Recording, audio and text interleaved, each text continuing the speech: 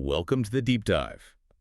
Today we're looking at something pretty intense, basically a stack of notes detailing an emergency. Yeah, a real-time crisis situation in an outdoor pond. It's less about theory, more about, immediate action. Exactly. Our mission here is to unpack how just watching a fish eat, or try to eat, suddenly flagged a major health disaster and triggered this, radical response. So the scene unfolds during what the notes call an almost daily feeding. Seems routine, right? Totally routine, until it wasn't. Right. The observer spots one specific fish, a Jewel Cichlid, acting, well, really alarmingly. Mm-hmm. The notes are quite specific here. The fish was seen sinking at the edge of the outdoor pond. Just sinking. Couldn't stay up, wasn't going for food. And that combination, the behavior and the look of the fish, that's terrifying for anyone keeping fish. Absolutely. So what we're diving into today, just using these notes, is the kind of immediate protocol you'd follow for diagnosing and treating what people call sunken belly disease in cichlids. Sunken belly. Yeah, and with this one, time is it's everything. You don't have much of it. Okay, let's focus right on that symptom then, because it sounds like that's the aha moment, right? Yeah. The thing that shifts it from, weird, to, oh no, emergency. If you're keeping fish, you're always looking at their shape, their condition. Yeah. So what's actually happening with sunken belly? Why is seeing that concave shape so bad? Okay, so visually you see this hollowness, this concavity in the belly area.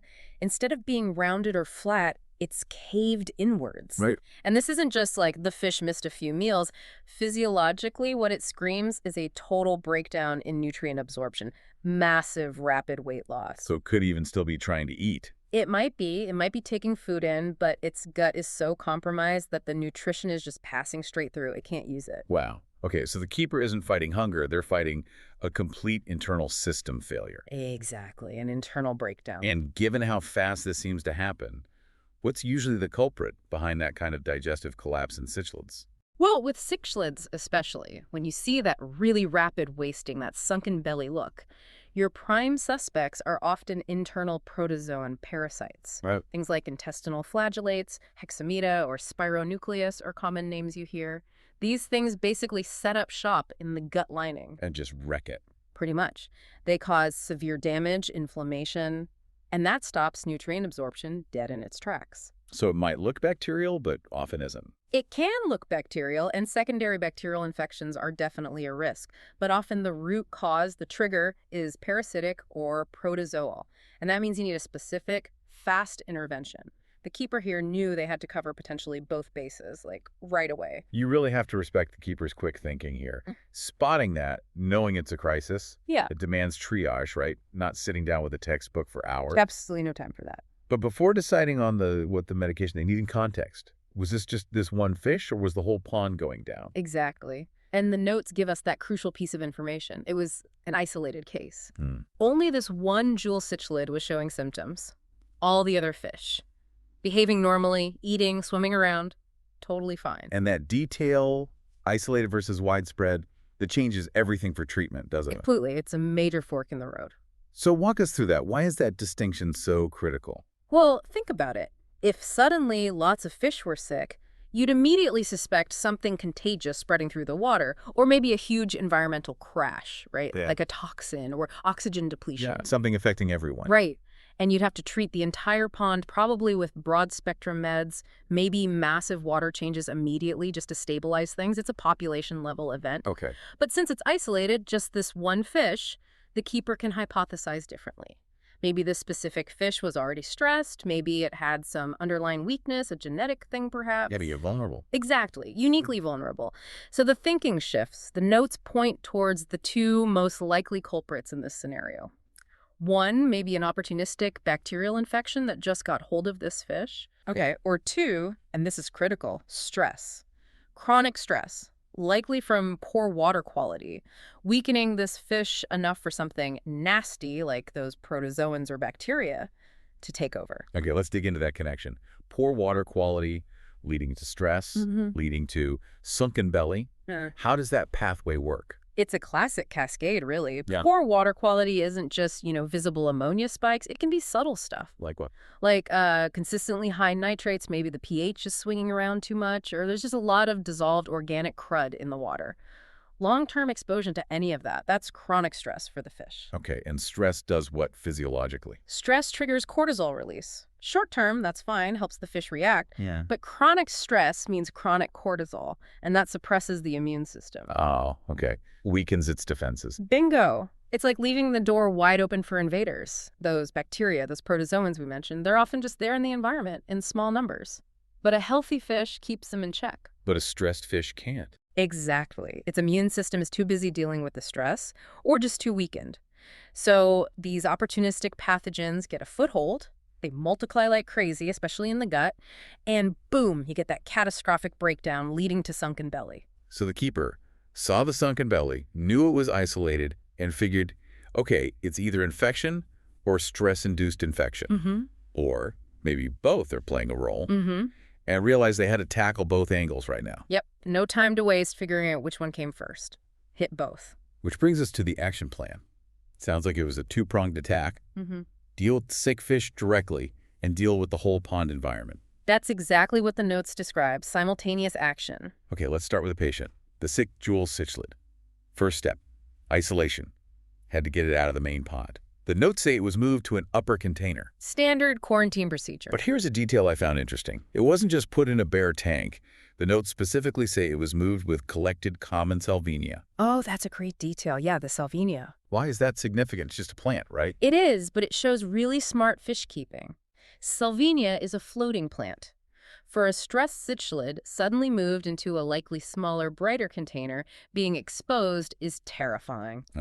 Provides cover. Exactly. Instant cover, shade, a place to feel a bit hidden. It dramatically reduces psychological stress.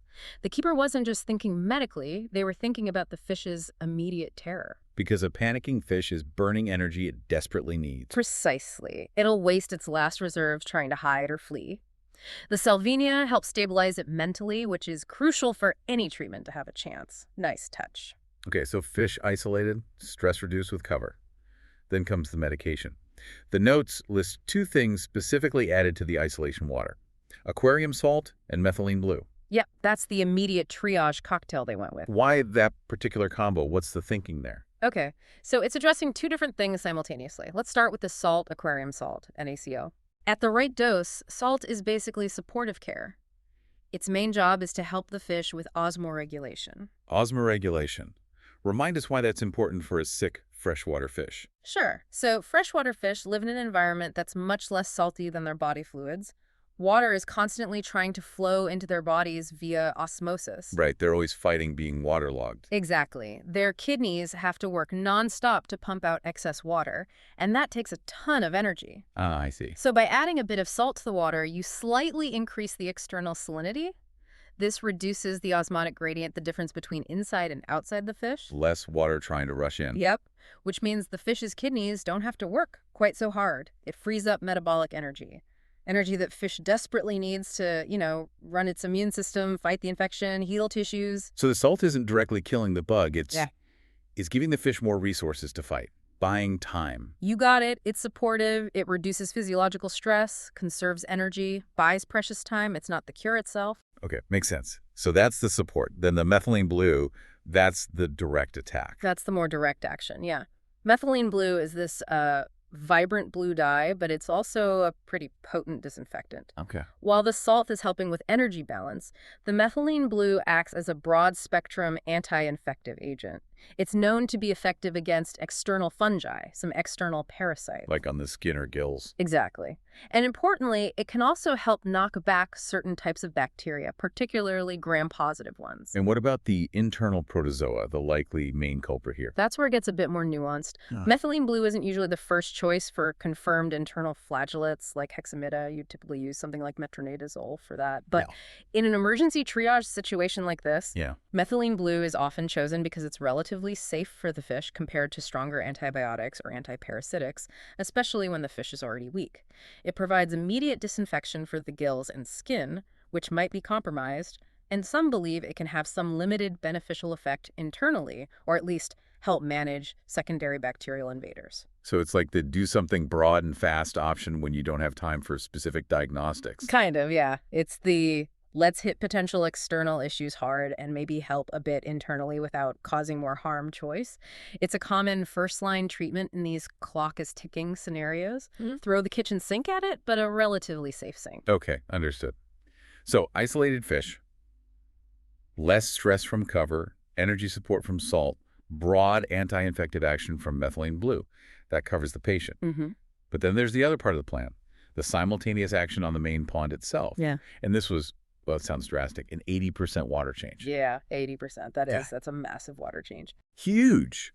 Not just a routine 20%, 30%. Why go so extreme? What does an 80% change achieve? That move tells you everything about the keeper's assessment of the risk. They didn't just think the fish was sick. They strongly suspected the environment was a major contributing factor. The poor water quality stressor we talked about. Exactly. And 80% change is basically hitting the reset button on the water column chemistry. It's the nuclear option for water changes. You're pretty much replacing almost all the water. You are. Think what that does. It instantly dilutes any accumulated toxins like nitrates or phosphates way down.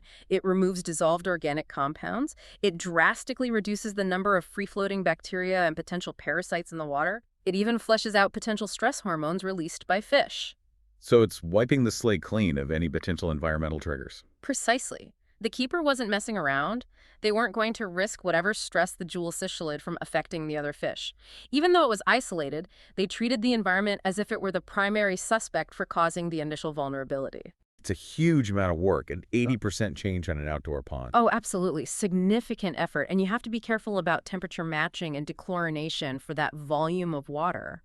But it's the ultimate preventative measure. It addresses that potential root cause environmental stress immediately and forcefully, stops a potential secondary outbreak dead in its tracks. Wow. Okay, so looking back at the whole sequence, spot the sinking fish during feeding, isolate it immediately with cover, treat the isolation tank with salt for support, and methylene blue for broad infection control. And at the same time, hit the main pond with that massive 80% water change to eliminate environmental stressors.